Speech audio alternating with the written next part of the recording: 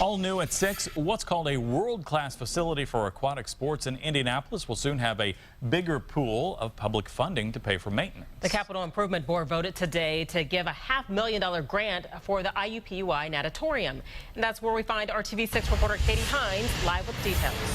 The president of the Indiana Sports Corporation tells us this facility houses the fastest and largest indoor pool in the country. And she says the natatorium is a critical part of recruiting sporting events here to the city of Indianapolis, especially when it comes to swimming, diving, and water polo. But the facility is more than 30 years old and in need of significant repair. The Sports Corp president says the city has lost 10 to 15 events in the last 5 years due to the current condition of the natatorium. She points to as much as $800,000 in additional tax revenue that could be generated.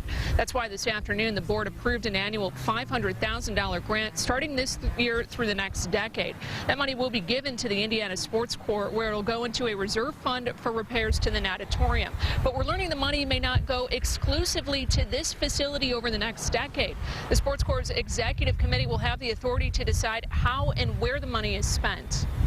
At this moment, I will say that those funds are targeted towards the natatorium because that facility has the most, that is non-CIB owned, has the most opportunity to bring in more economic impact and more people, more athletes, more families to the city of Indianapolis.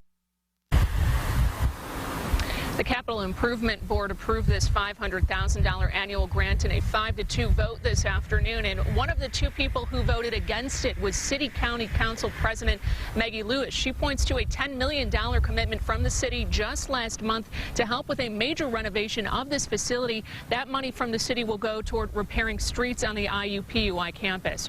Reporting live tonight, Katie Hines, RTV6.